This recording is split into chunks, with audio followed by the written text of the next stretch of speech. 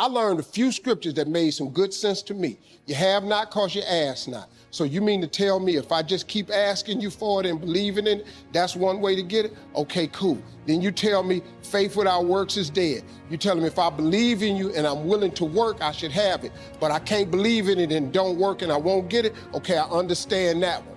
And then you tell me to write the vision and make it plain. I can do this. These are things you can do today that ain't got nothing, you don't need nobody's permission to succeed. I worked, I wrote all of my visions down. I read them every morning and every night. I instilled them in my head. If somebody who had come from the bottom and got to this position I'm in told me that this is the way I would try it, if I was you, I would try that. I bet you it'll work though. You do not have to be educated to succeed. Once you identify your gift, you have got to write this information down.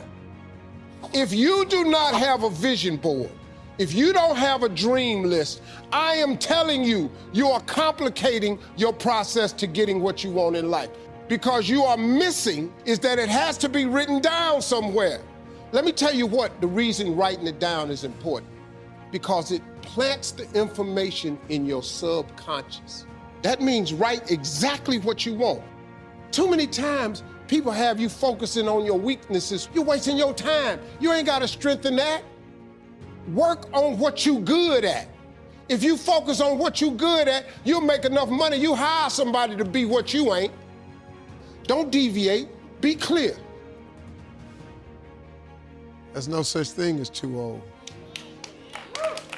It's never too late to be successful. It's up to you and God. It ain't got nothing to do with them. There's a poem that says, the credit belongs to the man who is actually in the arena, whose face is marred with dust, blood, sweat, and tears, not to those cold and timid souls in the stands who know neither victory nor defeat. It don't matter about people that's watching. They're not stopping nothing. All the blessings God got for me, I'm gonna get. No hater can stop what God has for me. They can't stop you unless you give them power. Martin Luther King said, a man can't ride your back unless you bend over. I don't let nobody ride my back. You can't ride my back. I'm standing up strong. Who are you? You a hater. You're not a power broker, a decision maker, or a shaker and a mover. Stop letting people affect your day. Don't give them the power. You getting up going to work on a job every day that you hate going to, that ain't living, man. You just existed. At one point in time, you ought to see what living's like. But the only way to see what living like, you gotta jump. And here's the problem. When you jump, it's not going to open right away. You're gonna hit them rocks. You're gonna get some skin tore off on them cliffs. You're gonna get all your clothes tore off. You're gonna get some cuts on you. You're gonna be bleeding pretty bad. But eventually, the parachute has to open.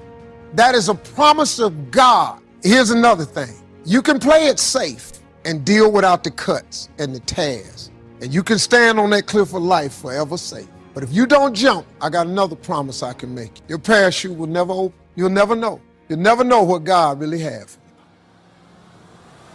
When you are trying to get to the next level and you can see where you're trying to get to, there is a ceiling that you have to break through. But in order to get to the next level is because you can see what you want to become. But the only reason you can see the next level is because this ceiling is made of glass. In order to get to the next level, you must be willing to break through the glass. Anytime you break through glass, you are going to get cut. You are going to bleed. And in order to get to the next level, you are going to have to give up something that you care about. You cannot take everything with you. Everybody come with you can't go with you. So when you go through the glass ceiling, you have to be willing to get cut. The cut is going to put some bruises and blood, but that's the only way to get to the next level. I understood that. I knew that I could not remain the same and change. You got to grow. The way you overcome fear is with your dream. You got to make your dream so big that nothing matters except that dream. You're willing to do everything that's necessary. I was listening to Will Smith the other day. Will Smith said the best things in life is on the other side of fear. But fear freezes people, man. The fear of failure freezes people. I talk to so many people who get older, like some of us are, and they've lost their faith. Faith is the substance of things hoped for. All that means is in the beginning, you just hope something pop off. You just got to start with the hope. Faith is the substance of things that you hope for. You just hope something jump. Then what happened is through grace and favor, he give you a couple of them things you hope for, and then you're supposed to start believing then. Because now it turns into faith. But if you take this scripture, faith is the substance of things hoped for and the evidence of things not seen. Nothing matters except that dream. We're all participating in this thing called life. Life has ebb and flows. Mountaintops, it's got valleys, it's got thunderstorms in it, earthquakes. This life. Stop expecting it to go smooth. The road to success is always under construction. You combat negativity and you combat discouragement with gratitude. What messes you up is you focus on the thing that's not happening, and that causes you to get discouraged. So whenever you get discouraged, you have to change your focus from what's not happening to what has happened, and it straightens you out immediately.